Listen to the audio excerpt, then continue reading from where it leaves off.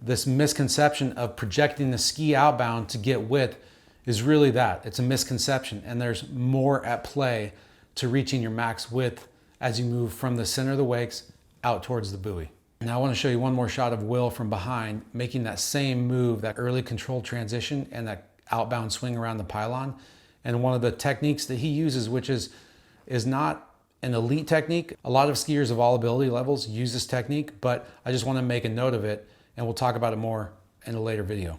So here you see Will on his gate shot, 39, and he goes to make his transition. He doesn't get super crushed. He lets his ski move outbound, but not all the way. And you see this angle right here. Before he starts to let go, he's at about a 29-degree angle. Earlier we saw Dave, from a different perspective albeit, was at about a 45 or 50-degree angle at this point in the course.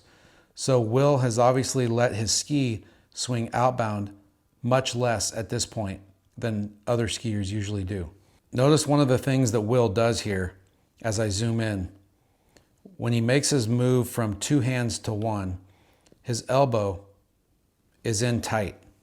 His elbow is still by his side. He's got a 90-degree bend in his elbow.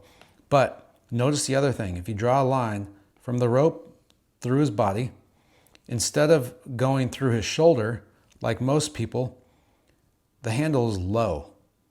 That means that the line of action and where the boat is actually pulling on his body is right here, through his hips, not high.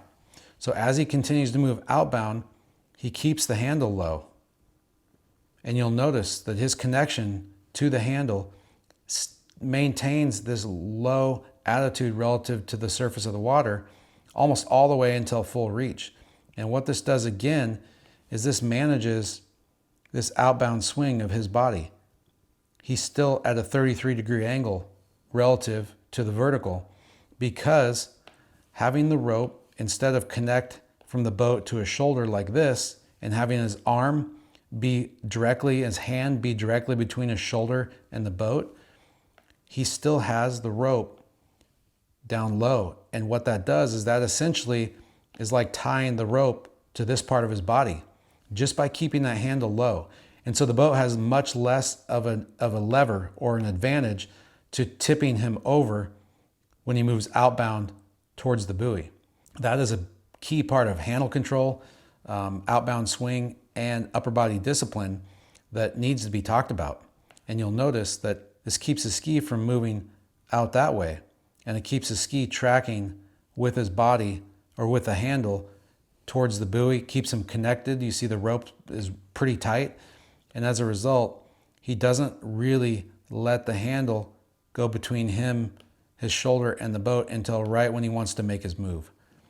So you see that as he brings the handle up, that's when the ski swings away.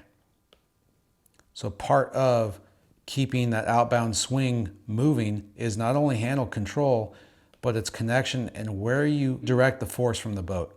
And Will Asher is one of the best in the world at keeping that handle low and close to his body as far outbound as possible. And ultimately, that essentially is like connecting the handle here instead of connecting the handle here.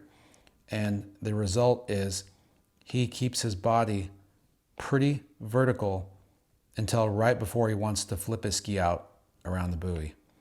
And that's why he's one of the best in the world.